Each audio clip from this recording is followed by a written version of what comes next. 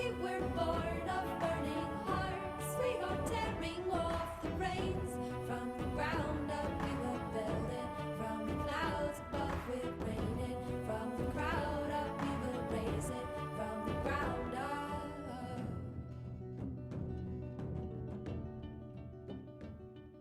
All right. Well, you know what? We're going to go ahead and get started. There'll be people coming in as we move along here. So that's exciting. And I'm very happy to have you all here. And of course, I know that many people are watching recordings. So thank you to all of those who watch the recordings. And I love that you're here live for our collective read. All right. Welcome, Jenna. Thank you for being here. Thank you for having me. And hello to everybody. Yeah. All right. Why don't we just start with some breathing and then we'll get into what we are going to do today. So we'll just start. Again, I'd like to put both feet on the ground if possible. And just really feeling the earth's energy and dropping awareness all the way down through the body. You can start at your crown and just move all the way down. And just as you do this, say good morning or good afternoon to your body. And as you move down through the soles of your feet, feeling those roots going all the way down into the earth. Feeling that strength and that power and magic that is earth energy. Feeling the divine energy moving around you. And from this place, we'll breathe in gently and easily up through the soles of the feet, expanding the belly, and exhaling when you're ready.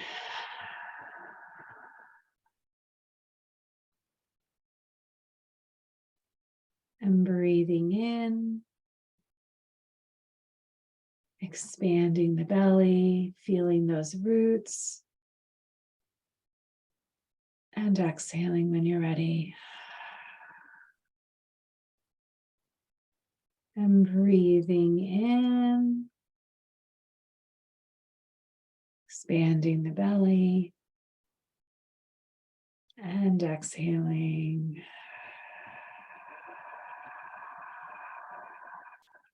One more time, feeling the earth, breathing in, expanding your belly, and releasing, exhaling, relaxing.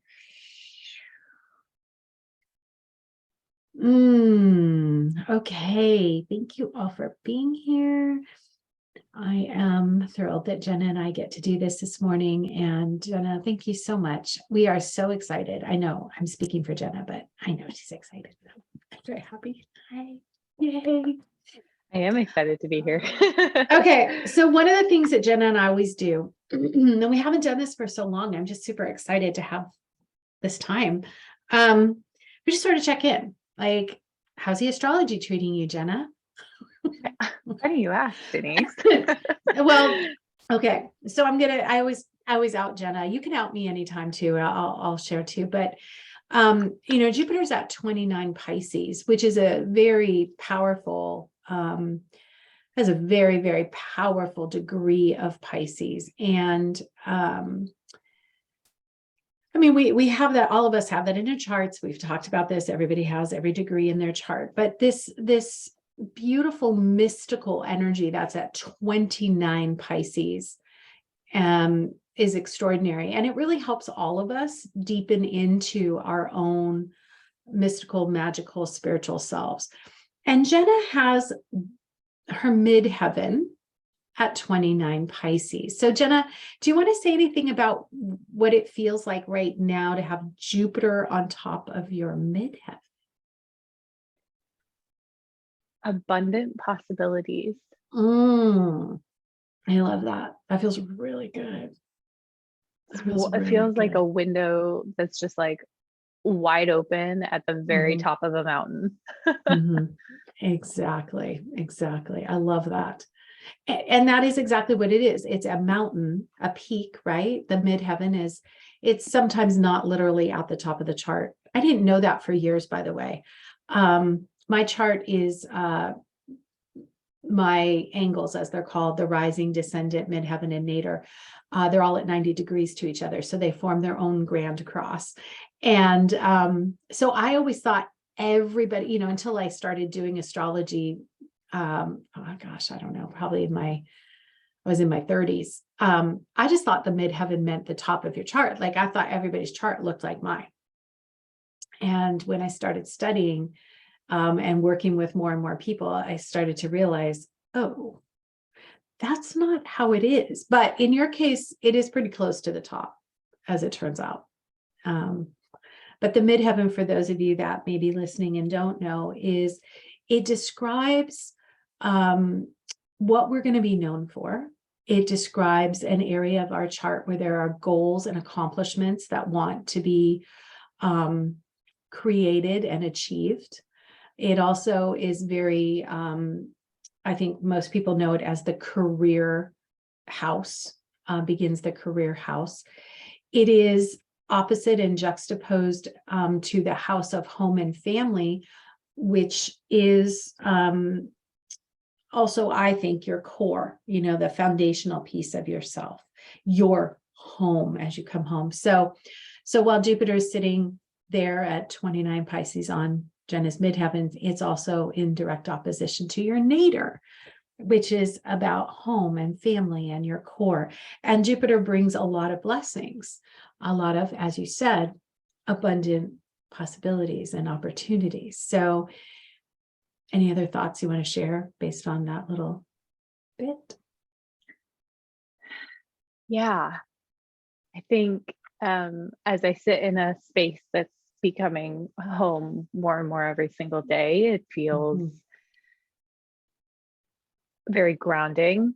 And I think that part of that, like, openness at the top requires some roots, some grounding, some home base, kind of keep me from, like, very physically, like my anxiety, it's like required and like a necessity to feel that abundant possibilities below, like as above, so below kind of thing. Absolutely. I love that. And I think for any of us that are, we have to look at where Jupiter is in our own charts, right? And Jupiter, as much as I always consider it the beneficent planet of blessings and generosity, it also amplifies. And so I don't want to, skip over the fact that if there are things that are potentially out of alignment, or we're not feeling great, or the anxieties can be real right now, by the way. I mean, they are real. So the Jupiter energy can amplify that. And so just to be aware of how that's playing out in our lives, how is that feeling in our lives? So for me, Jupiter is in my 6th house. Is that right? Yeah. Jupiter's, I to think, I'm like, where is it exactly? It's in my 6th house of health, healing, work, everyday life. And so, and for everyone, when it's at that 29-degree mark in Pisces, there's 2 things going on for everyone. We're at the end of the mystical sign of Pisces, and this is Jupiter's last moments in this sign for another 12 years. So we want to, dive in, find out, what does this part of our chart really mean? What does this mean for me? How am I going to integrate the energy of this transit for the next 12 years? And again, you could say that every day, I realize, but the 29-degree and having Jupiter hover there for a while has felt really important to me. So, whether it's 6th house or 2nd house, wherever it is in your chart, really looking at what's being emphasized, and then going opposite that and knowing that I don't have a planet in either of those degrees. Most people don't have their midheaven at that degree. So it's more about, checking into the energy of that house. So for me, the 6th house, healing and health and lifestyle, everyday choices, work. And then 12th house is the opposite house. And so that would be spirituality, dreams, the psyche, the soul, and so I can really feel that. I feel, and there's other things going on in my chart as well. So, but again, there's plenty going on in the cosmos this week, but I thought I would just choose this because I thought, wow, Jenna, it's that time. We've been talking about this all year, and here it is. So, and here we are. Here we are. And here we are. So before we begin, for those of you that I know all of you actually here have already experienced this before. So yay, thank you for being here. And for anyone who's listening later, Jenna and I share a love of the tarot and oracle cards. And Jenna, I just thought it might be nice while we have the extra time today. Do you remember when that started for you? Yeah. Yeah. I do. I got my first deck, I think I was working at Kepler's, which is a bookstore in Menlo Park. And so I was in my 20s. And I got this particular deck that now I know now that certain decks, they kind of have their own personality, their own energy to them. Yeah. And I think I shared this in our Tea Tarot workshop, but this particular deck doesn't like to read me. It likes me to use it for reading other people.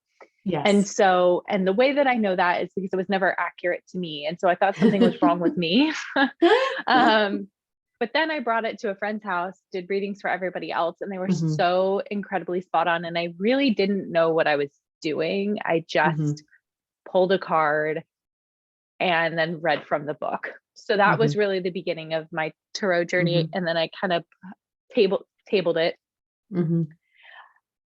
and started on, I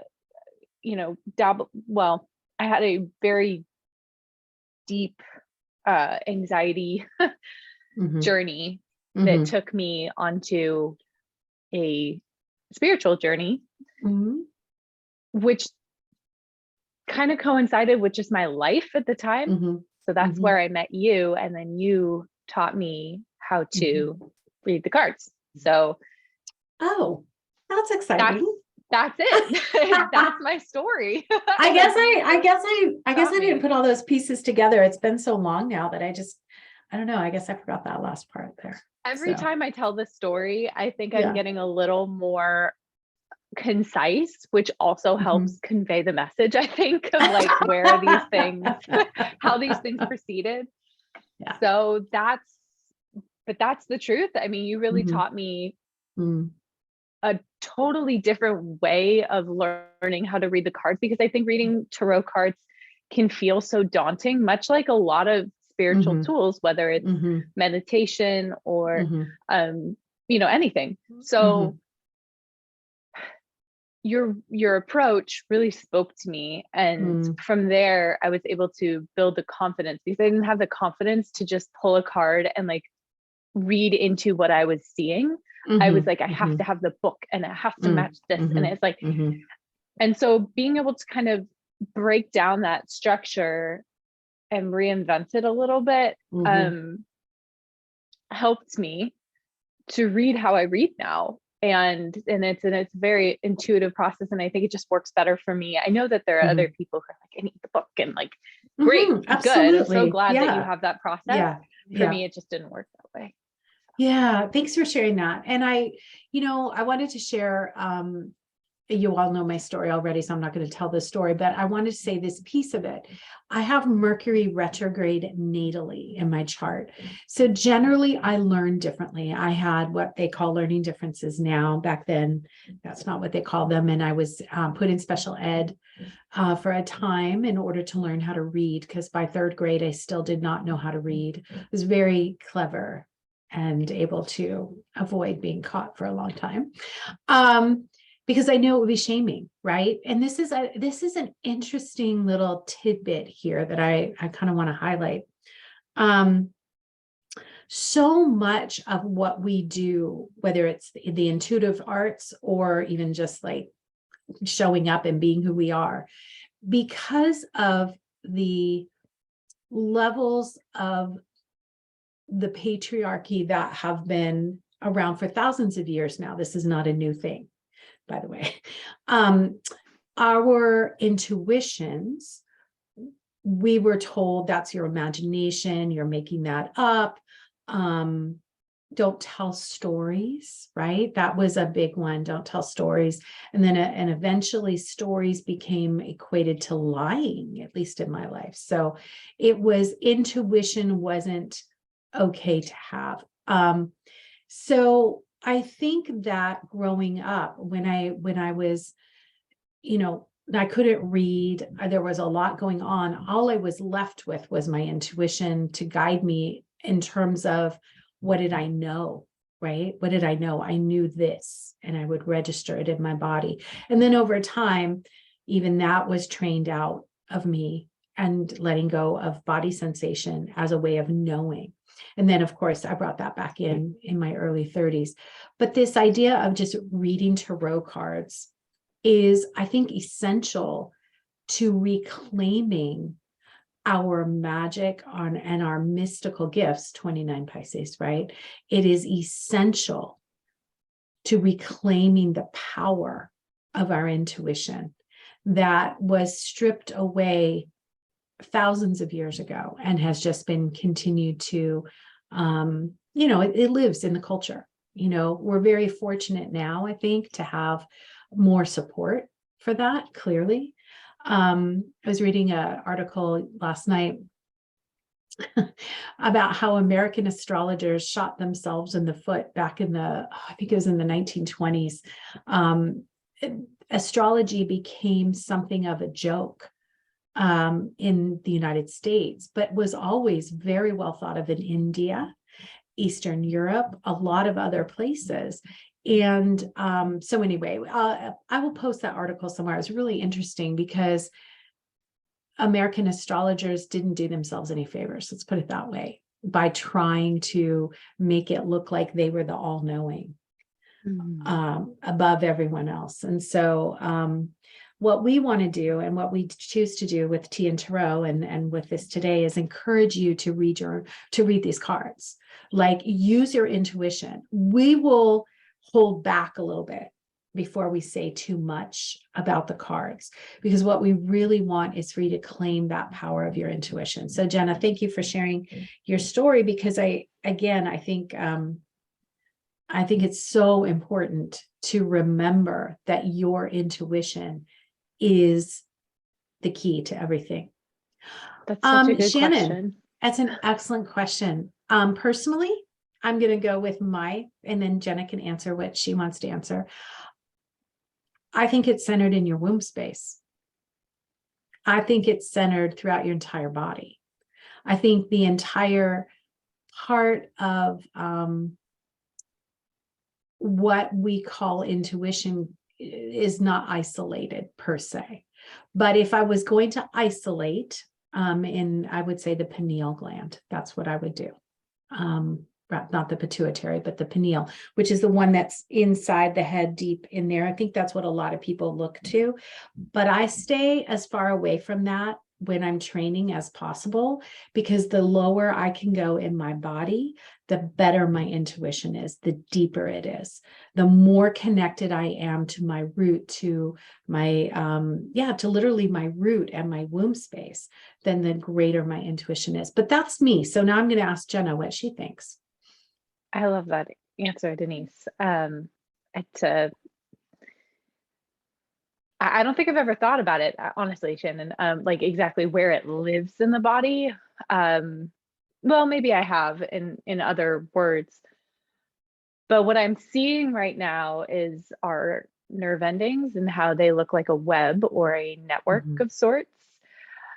And I feel like that's how intuition moves through the body as an embodied experience. I think that there's two areas of intuition. There's one that's kind of unnamed, the mystical kind of area of intuition, and then there's the embodied intuition. And I think that they kind of work so seamlessly together. It's almost hard for me to separate them out as I feel them in my body.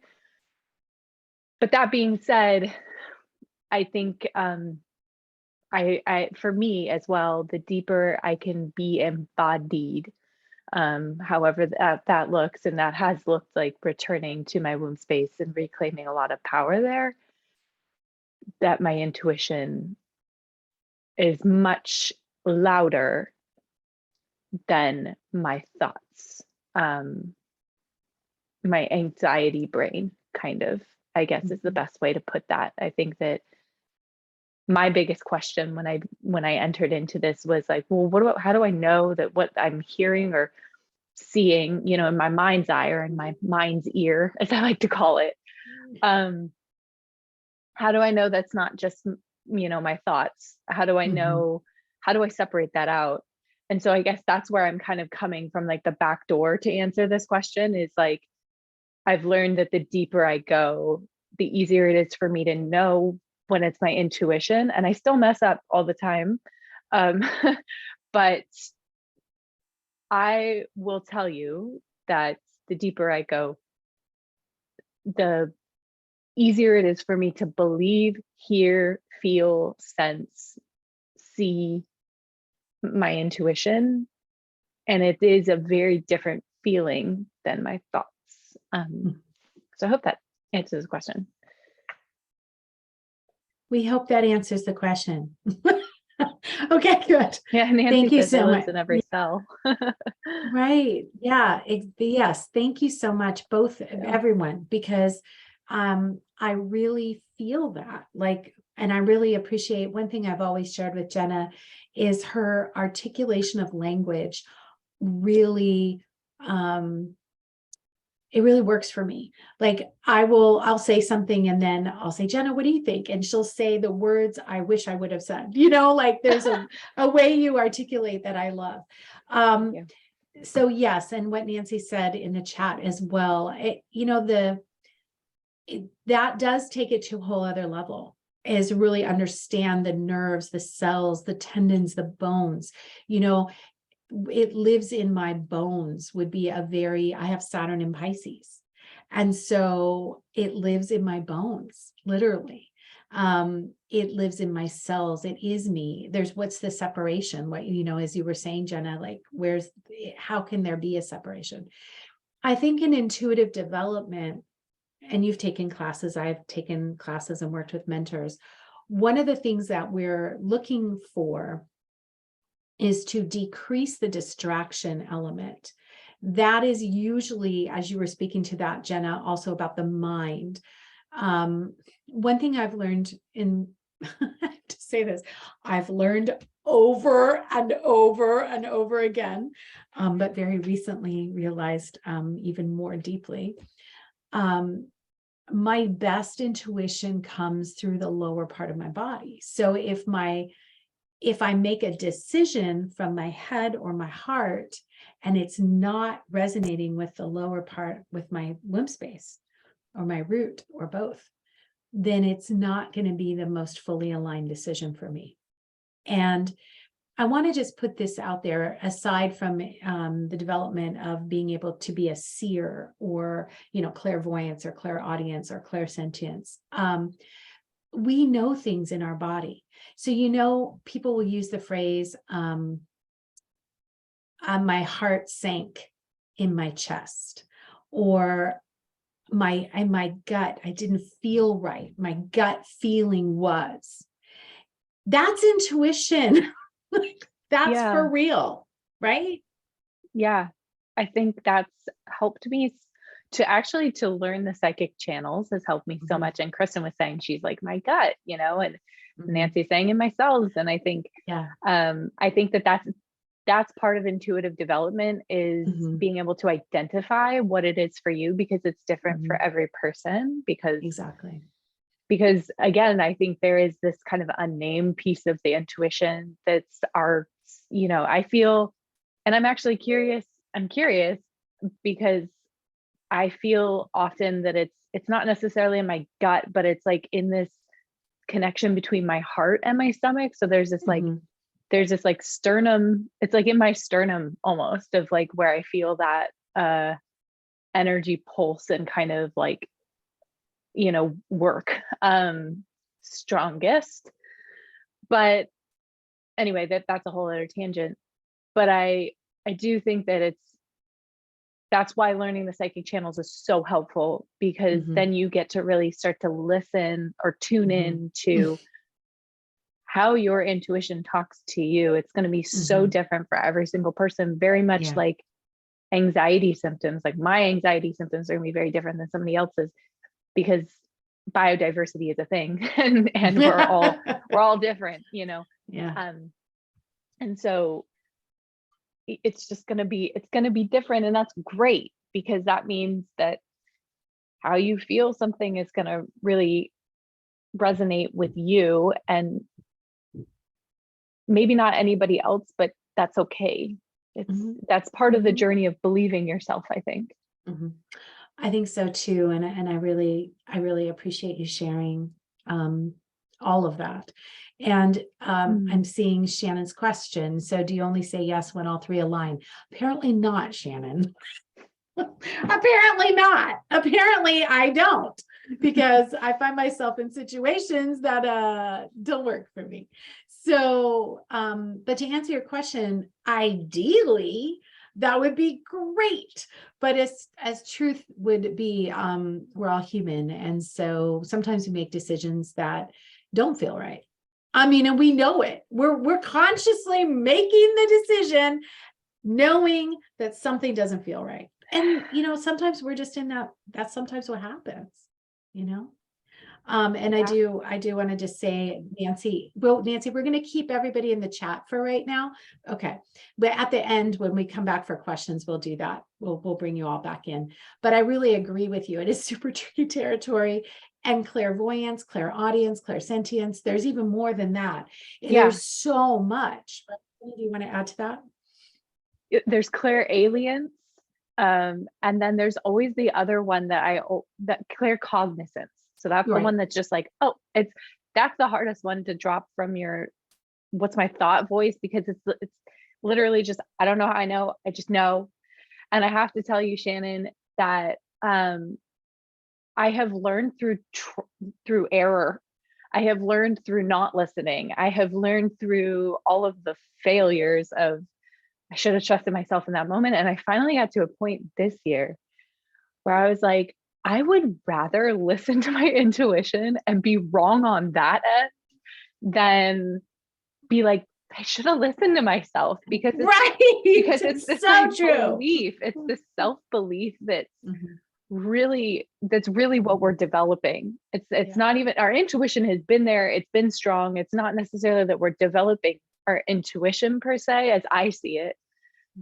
This could be different for everybody, but it's actually, do I believe myself enough? And I think that's where that personal growth work comes in. That's where all of this, it's really the personal development work, to owning what's already there in our bones, in our cells, in our DNA, in our ancestral, all of those things. And so I think that's where all the tools start to come in, and you build that belief and you go like, no, I am right.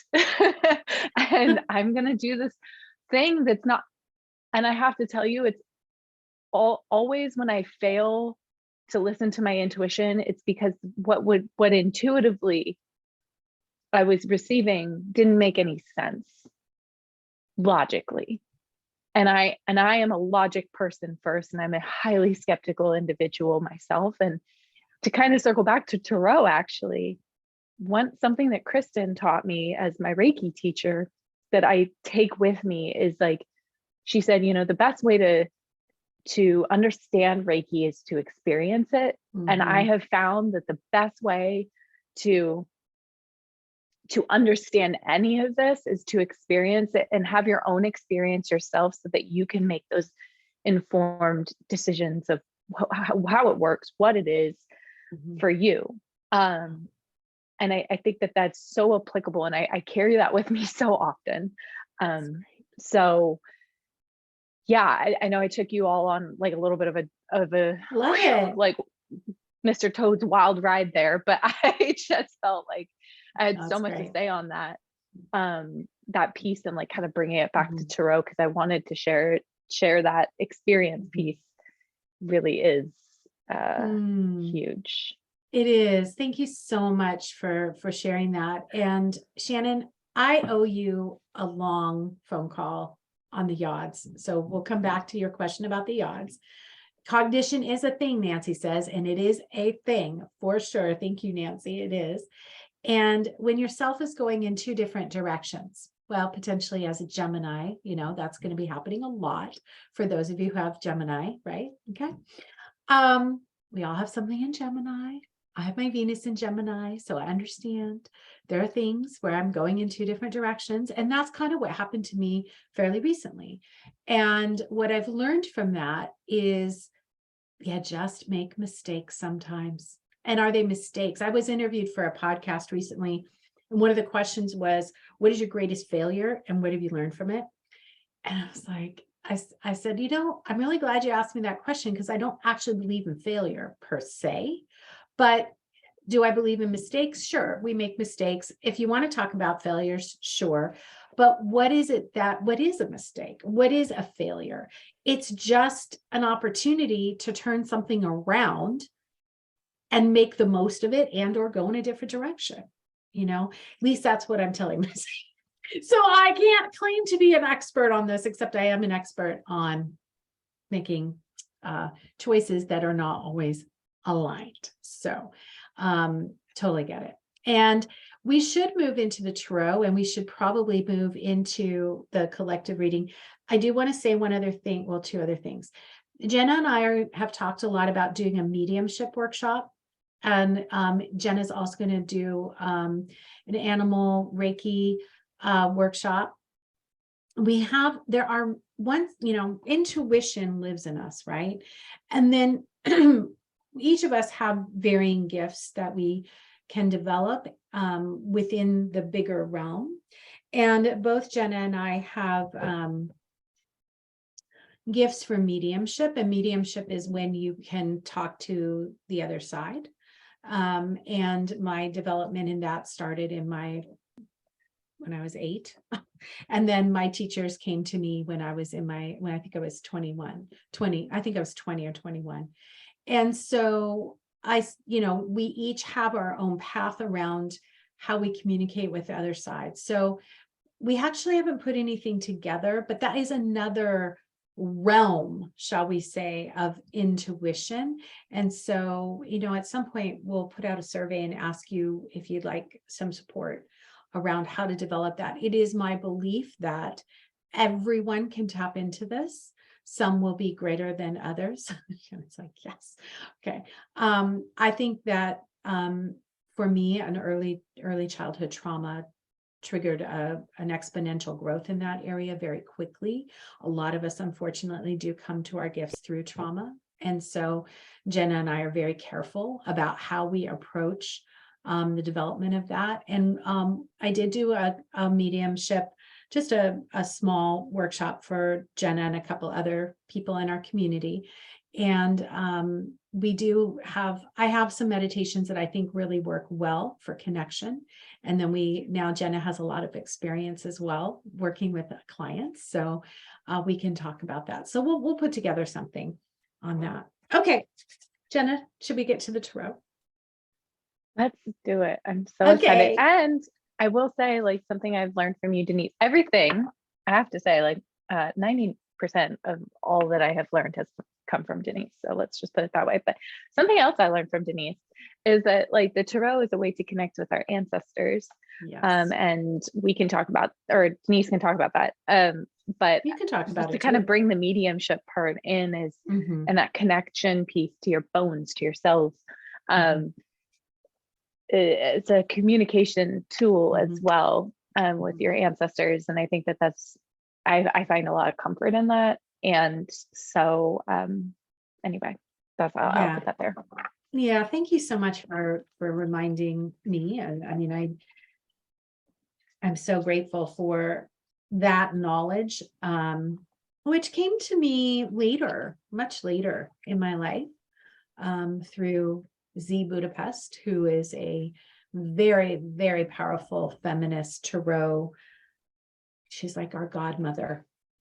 She's the roots of this in so many ways. She's from Eastern Europe. So as usual, what Jenna and I do is we go back and forth. Actually have 3 decks that wanted to play, so I'll probably pull a card from each of the decks. And we start with the mother piece, and we just start with, what is a collective do we need to know today? What's happening today? So I'm going to pull the mother piece anchor card, and then we'll go from there. So we'll all center together. I'm going to uncross my legs, put my feet on the floor.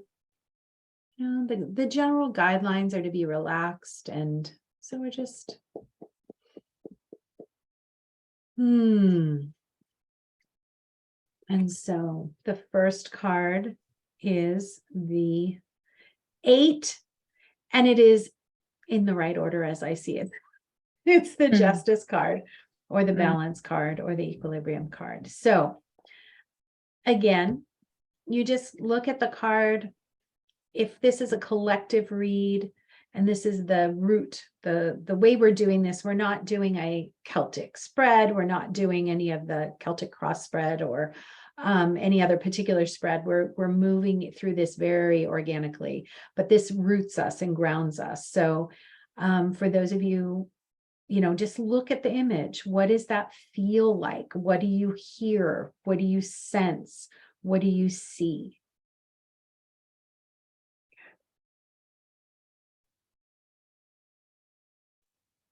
And we'll come back to interpretations later. What do you say? I think that's a great idea. Okay. One already flew out for me. Love it. And I think you're gonna laugh, Denise, because I'm pretty sure this is the card that you got in the full moon circle. But oh yeah. Beautiful. So this is the Moonchild Tarot by Danielle Noel, for anybody who is interested in that.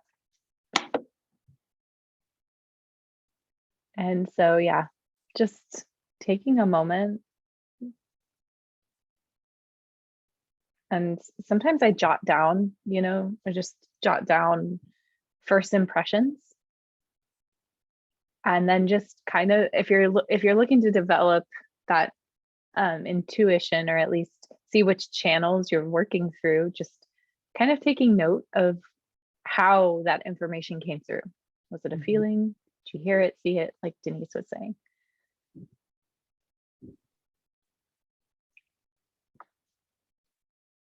There you go.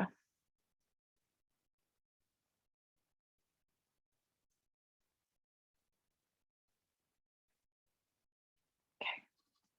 Beautiful. I went ahead and spotlighted us so that the cards could be seen a little bit better. Oh, perfect. Right now. Okay, so we've got our anchor card. And then we have the next card. And that one fell out, Jenna. What would you say when a card falls out? How do you interpret the falling out of it? I tend to shuffle with the intention of a card, like kind of just presenting itself. There's different ways to shuffle. So that's just my shuffle style, I would say.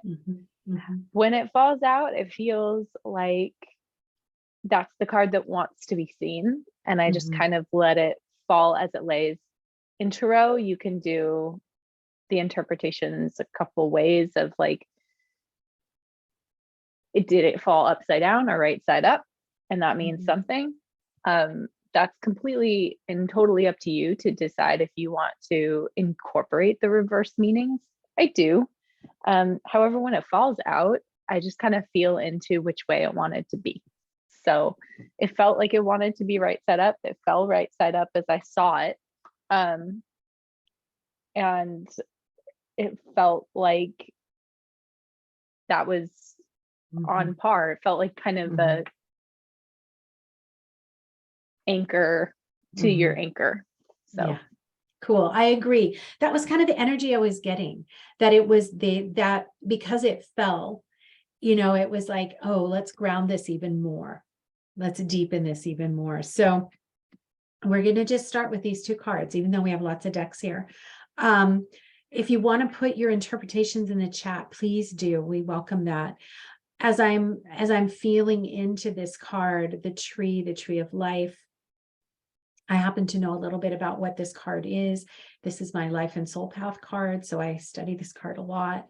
But I always notice that they're, touching the tree, touching the water, the elements, the connection. I don't necessarily resonate with the word justice here. That isn't necessarily where I go with the title. But I do look at the number 8, and I look at equilibrium and balance and inner power and inner authority. And I ask myself, this is a card of destiny. It's a card of fate. And so and karma. So what is it that's wanting to be spoken? And in a root position, in a grounding position, it feels like this card is suggesting that, we have help and support. Like, that's where I'm going with it. I know that there are other interpretations, but that was an important interpretation for me. So what about you, Jenna? What do you think? Everything you said. Yeah. I feel. If we're just going with the justice card for now, let me put this down for a sec.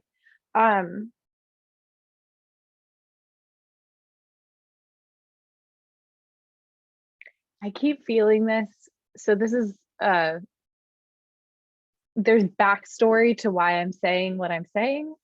So this isn't for learning purposes. This isn't necessarily all that I'm seeing in the card, but I'm seeing singular words, and it's connection, community, and nourishment. Mm-hmm. I like that. And yeah. Excellent. Connection, community, and nourishment. Mm-hmm. Love it. Okay. So we're going to put that down. You want to bring your card back up? We're just going to really strengthen the energy of the root here. So what were your initial intuitions with that card, Jenna, as you pulled it? Yeah, I mean, you said, oh yeah, I pulled this for you for the full moon. So I know you got that connection right away.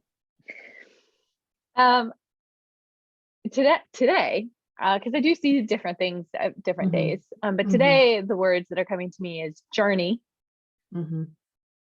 And the moon is in a phase in this card, and I'm very drawn to that moon right now. Oh yeah.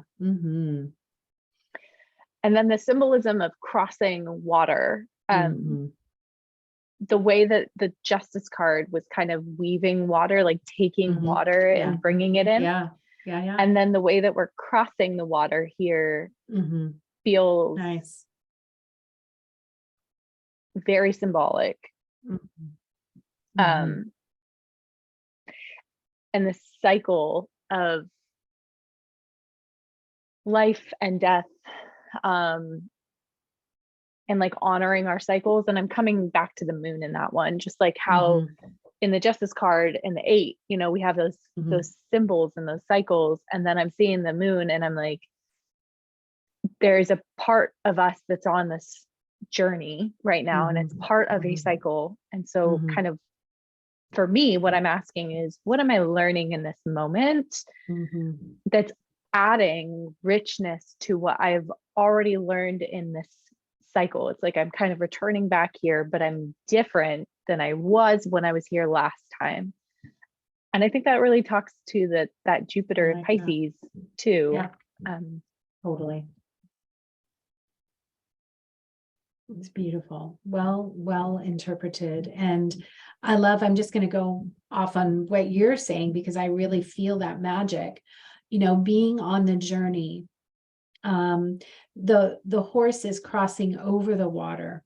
So I'm going to go back a little bit and say that the horse has already taken a drink from the water, has already nourished itself so it can go on, and she's already taken a sip of the water so she can go on.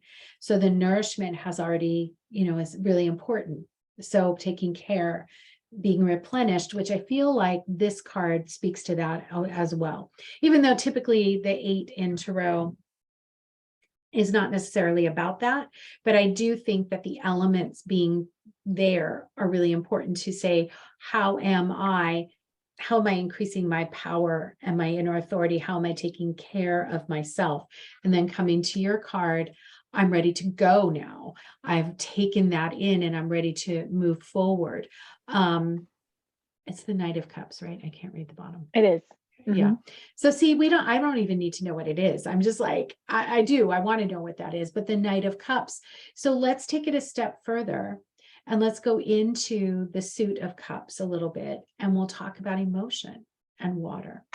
And let's look at this emotional time, this full moon, between, and the portal between the eclipses and the post eclipses unfolding.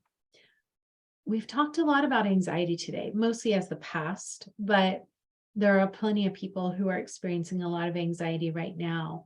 So the Knight of Cups really promises a bit more mastery, if you will. I'm trying to get away from that word. I'm trying to find a different word, but working with excellence, shall we say, around how do I process emotion? How do I feel full and at the same time not overfull or overwhelmed? So do you have any thoughts on that in relation to that card? Yeah, I think that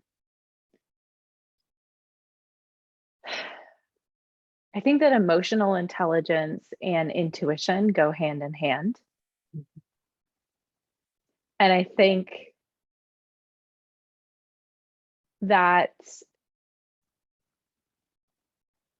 a lot of experience includes perspective. Mm-hmm. And I think part of the journey of the cups is really deep self-inquiry Mm-hmm. around what we feel, Mm-hmm. even the things that are most uncomfortable, especially the things that are most uncomfortable. Mm-hmm. And I think that when I see the Knight of Cups, it's like she's got a sword, and the sword suit is a lot of the mental realm. Mm-hmm. And the mental realm is our thoughts, and like the mental realm. So there's also like this connection between emotional intelligence Mm-hmm. and like this mastery, if you will, of our thoughts, Mm-hmm. or at least and the way that I look at mastery is just a deep understanding. Mm-hmm. I don't necessarily let's think we use like that. Yeah. because mastery, yeah. Anyway, a deep understanding of our thoughts, Yes. where they come from, why we have them. Mm-hmm. And in order to have that understanding, we have to go to the shadows of what's Yes. uncomfortable. Exactly. So so this is how it works for me. So I'm going to keep dialing it down a little bit. So for those of us in the United States, which is not everybody here, nor is it everyone who's going to watch this later. Oh boy, I'm going to come share. I'm going to read that in a minute. Let me just finish this thought. I'm so excited. There's a lot there.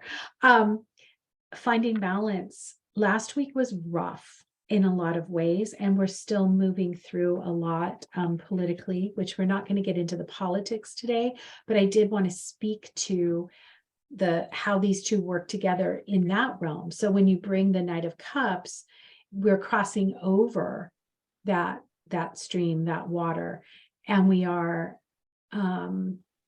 moving forward using that emotional intelligence, using that thought process, and hopefully finding our equilibrium. And justice, if we want to go to that card, feels like I'd like that to be a part of it too, so when I'm doing a read, especially collectively, I like to just keep dialing it down and keep getting more and more refined. But I'm only one person, and my filter is going to be my filter. And so even if I'm given intuitions for a collective read, it really is important for each person who's witnessing this, watching this, and taking this in to do their own read. Like, that's why we do it that way. So. And this is just 2 cards so far. Oh, I know. Okay, so, oh, see, Sherry and I are totally on the same wavelength. Very good. Sherry says, I feel like collectively, there was a holding of our breath, at least here in the US, around justice. Now there's an opportunity to look at justice, new structures from a place of community, but we need to nourish ourselves as we move through these energies, put our swords or fears down and rest, working with the rhythm, and honoring our emotions and the data they provide. That's awesome, Sherry. Totally awesome. And Sherry has a real gift for being able to pull information and synthesize so beautifully. Thank you so much, Sherry, for doing that. Yeah, we're a long way from justice for all, for sure, but we'll, at least we're not further away than we were, maybe. That's why we're not going to talk politics, because that we know the shadow's there, and we're going to just acknowledge that. And thank you, though. And yeah, that's just 2 cards. So let's go to a third. I'm going to pull a card from the Herbal Astrology Oracle. So now we're going to shift into an Oracle deck. Jenna gave me this deck a couple weeks ago, and I've just been having a blast with these cards. So Adriana Ayelas, maybe? I'm not sure how to pronounce her last name, but she's amazing. So, and again, just tuning in, what do we need to know on this journey? And it's very interesting. Wowza! Holy camole. Okay, so these have astrology symbols, and they have, well, let me just stop talking. Wait, let me spotlight you, Denise, in case, wait, I think, nope, you are spotlighted. Okay. Yeah. Okay. So, does this show up? Can you read the words, or is it backwards on your screen? No, it's right. It says Coco, Okay. but I can't read what it says on the bottom. Foresight. Another interesting word to use. So for those Wow. of you, astrological symbols, Uranus and Venus, right?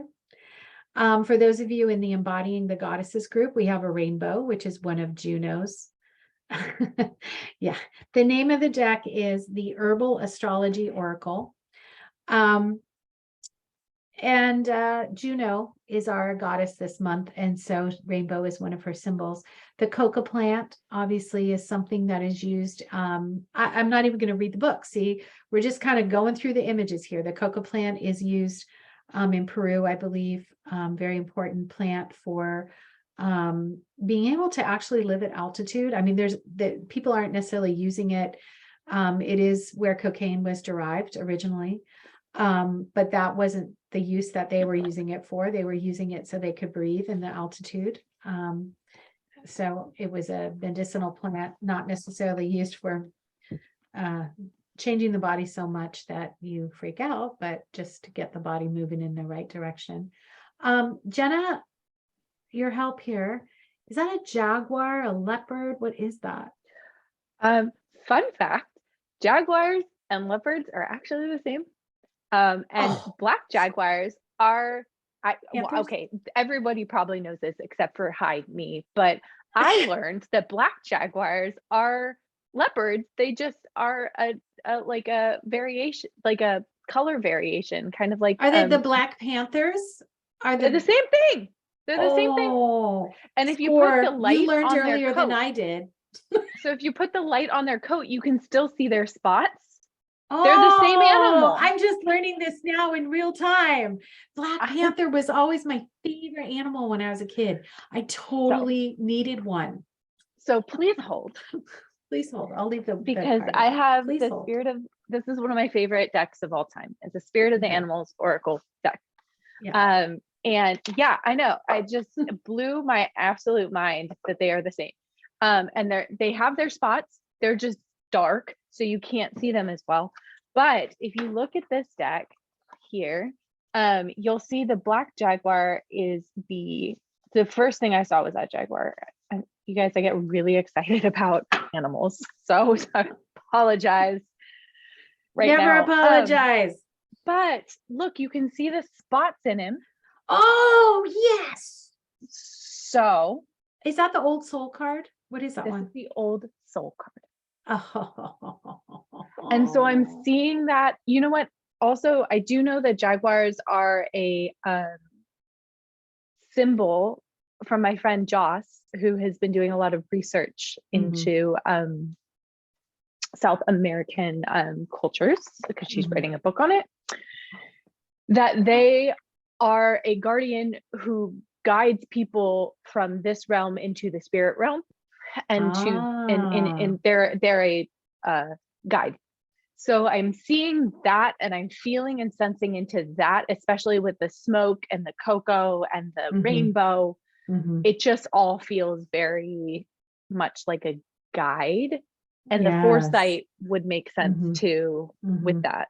So anyway, I just wanted to bring this friend in. I see a temple. Is that an eclipse in the background on that? Yep, an eclipse portal, it looks like, of sorts there. Oh, wowie zowie. So, oh, I love that you card. could see I the love this spot. card. I know, that's amazing. Okay, so while I wave this around, I want to, normally, again, I wouldn't necessarily look at the book right away. I definitely want you all to be connecting with, okay, so Uranus, we know Uranus is in Taurus, which is ruled by Venus. So Uranus and Taurus, general feel. I mean, when I'm looking at that card, I have lots of things surfacing, general feelings. So again, just connect with those feelings. I might give us some information here in a moment about the card. I also look at numbers. It's a number 36 card. Sure. Yeah, see, it's gettable. It's attainable. These are coca flowers. So again, the coca plant, which is really what I want to share about. The interpretation, it's interesting. So it's not cacao, it's coca.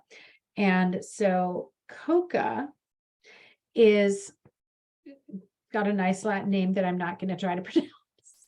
I could try. Erythroxylum coca.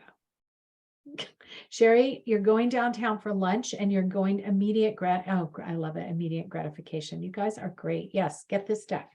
So the coca, commonly chewed to stimulate capacity, energy, and abilities. Coca, also known as mama coca or coca mama, was an important plant in the culture and religion of the Incas and other tribal peoples nearby Lake Titicaca region of South America. The Incan goddess Chasca was linked to Venus and depicted holding sprigs of coca, embodying the power and fruitfulness of love. Places where coca grew were considered sanctuaries where all humans should worship the gods. Okay, so the Quero, I'm sure most of you are familiar with that particular group of the Andes, have ingested coca to increase their energy to work and their general vitality. Coca allows them to walk long distances without food and live more easily in the high altitudes. They are also very aware of the many curative properties of coca and use it in poultices, salves, compresses, and teas. Coca is ruled by Uranus. Okay. Interesting. Lots to say. So I'm going to leave it there in terms of information because I don't want to overdo our information. I really want us to stay present with the energy of the card, but I thought it might be important for us to learn a little bit about the plant. So, and everyone should get this deck. Just go order it, go to Bookshop Santa Cruz if you live in Santa Cruz. Just get this deck, please. And actually, and truthfully, This woman, we've been following her on Instagram for years, and this is, I think, her first deck and guidebook. And her heart's purpose is to create a true farm to pharmacy experience through the art of medicine making while offering a sustainable system of healing. She was born and raised in Costa Rica and has extensively studied among the healing traditions. Oh, and I guess she is not the artist. She is the writer and the creator. The artist is Josephine Klerks. She's a folk herbalist based in the Swedish woods. Oh, oh my gosh, it's amazing. Now, just to draw us back to this, to just give y'all a little more information. These are the Scandinavian Sisters of Fate. So now we have our Scandinavian connection even deeper. Okay. Jenna, your turn. Do you have, okay, you said you have 3. Do you want to do your third before? Okay, I'll show you what I got. I'll show you. No, I don't even need to use the third deck. I mean, if we run out of time, we run out of time. We've been having a conversation. This is a cosmic compass conversation. This is what we do. We converse. So as I was shuffling this one, so something that happens sometimes too, and I'll show you, when I'm shuffling, sometimes one will kind of peek out like this. It happened to be the bottom of the deck. But I pay attention to that because that to me is like the card saying, hey, kind of raising its hand. So the one that raised its hand was the Hermit. Oh, cool. And so I think that it really connects back to what Sherry was just saying too, and what you were just saying, Denise. And that foresight and finding that vitality within us comes from nourishment. It also comes from within, and having some time to yourself to process and then recharge. I was just talking to somebody again, kind of back in conversation, but that's part of the reason I'm saying this now is a friend of mine was saying, I just felt really like I just want to isolate a little bit. Like I need a little bit of space, you know? And I was like, well, it probably doesn't help that it's dark at 4 o'clock, but on the, but on that note, but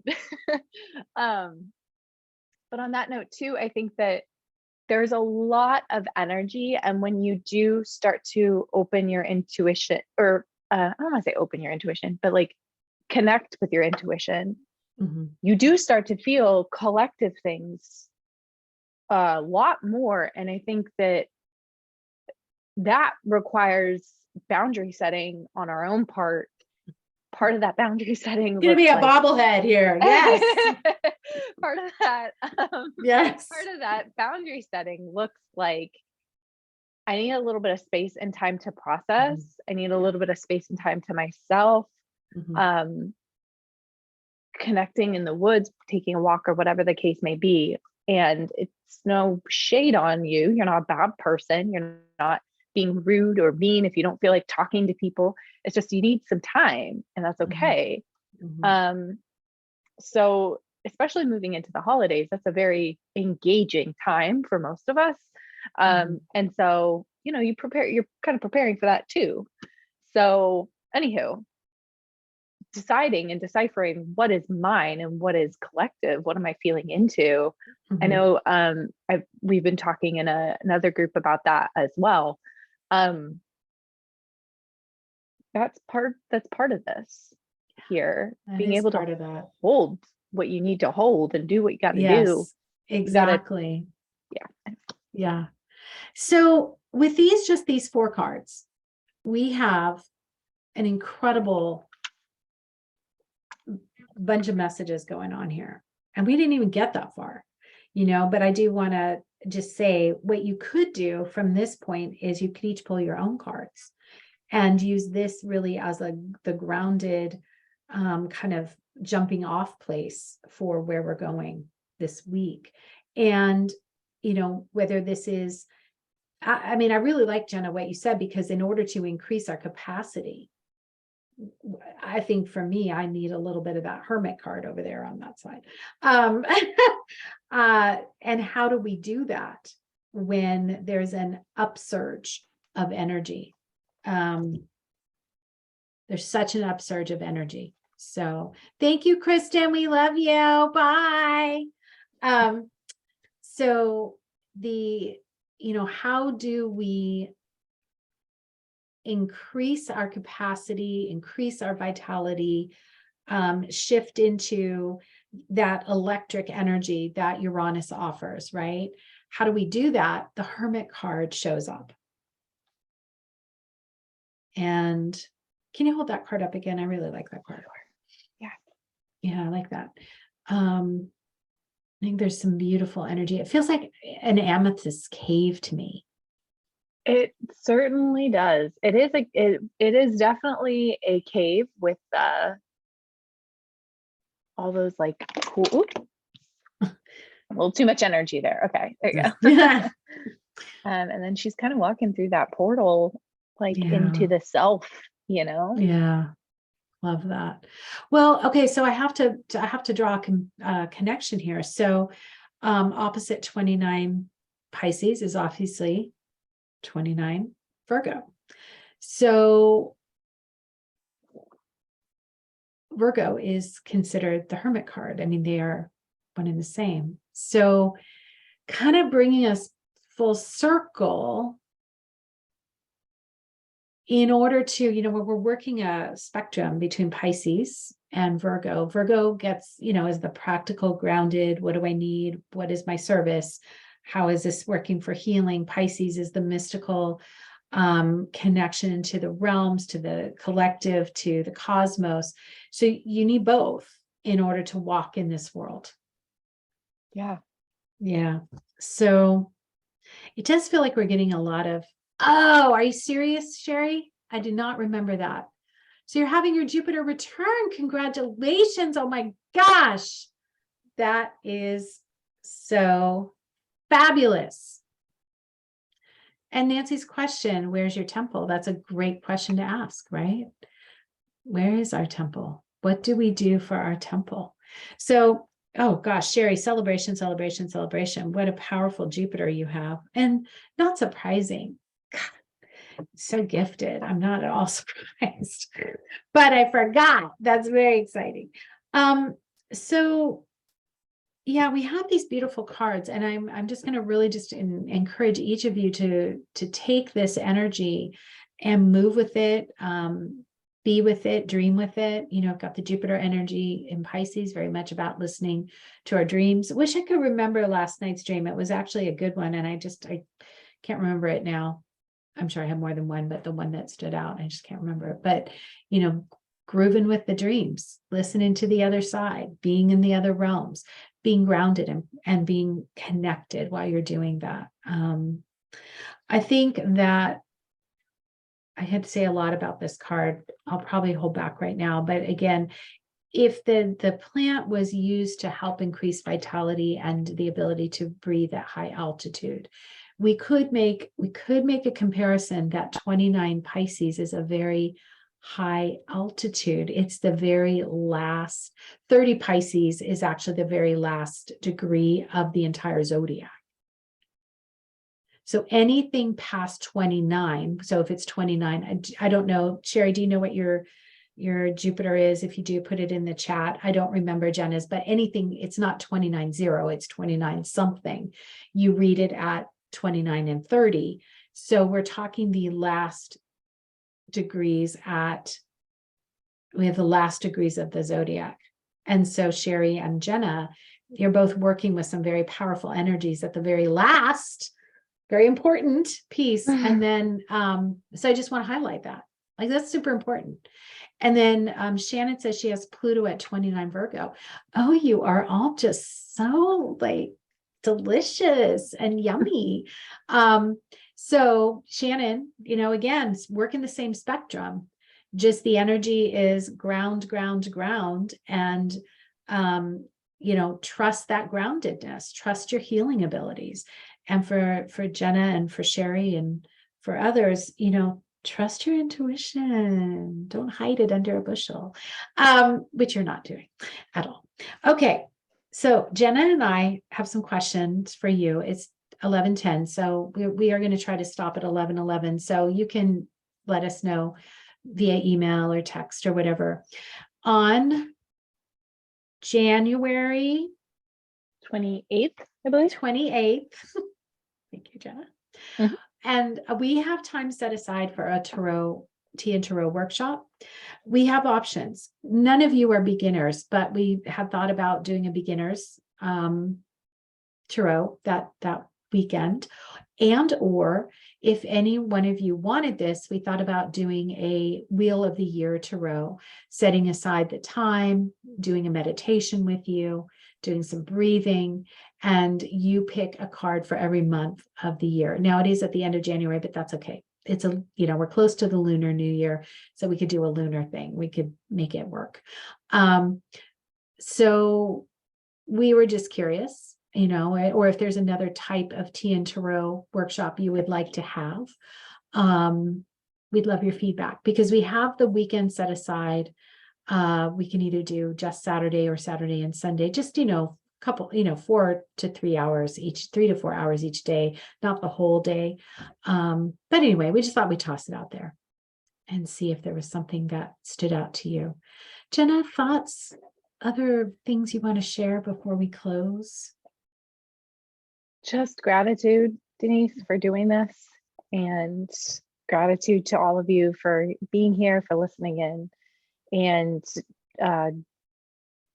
honestly, just a lot of respect for everyone and how we're all handling this energy. This feels very much like the macro, and now you get to go in and do your little micro reading for yourself and how those two connect.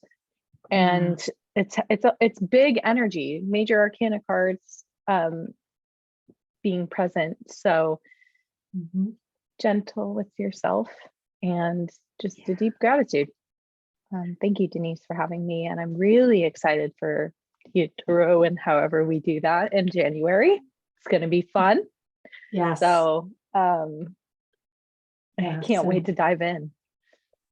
Me too. So January 28, 29, is that right, Jenna? Okay. Correct. And Jenna, thank you for being here. Jenna's going to come back in a month and we're going to do something a little different, but we're going to keep this intuition thread alive and keep bringing this in, because part of this cosmic energy that we are working with and playing with right now is extraordinarily powerful. And it always is. And we have Jupiter, Saturn, and Pluto all shifting signs into next year. And, you all know this. These are major shifts. Jupiter's 12 years it takes to go around. Saturn is 29, usually roughly 27 to 30. Pluto is like 248. So we are making some big shifts. And I think oh yeah, Nance, that's true. You could come for your birthday. The energy that we are in, if we can continue to develop our connection to our own intuition, and that's really what we want for each of you, then I think each of us will be able to continue to support others in our lives that we're supporting. And the collective will benefit from that. So yeah, I'm really thrilled. I'm going to remove my spotlight too here. There we go. I'm really thrilled to have all of you here and really grateful, Jenna, for you spending this time this morning. It is such a pleasure. And yes, we talked a lot, but wow, what a rich conversation this was. So yeah. Thank you all so much for being here. Really appreciate it. Thank you. Thank you. Thank you. Mwah, mwah, mwah. I'll see you all soon. Take care. Bye. Bye, everyone.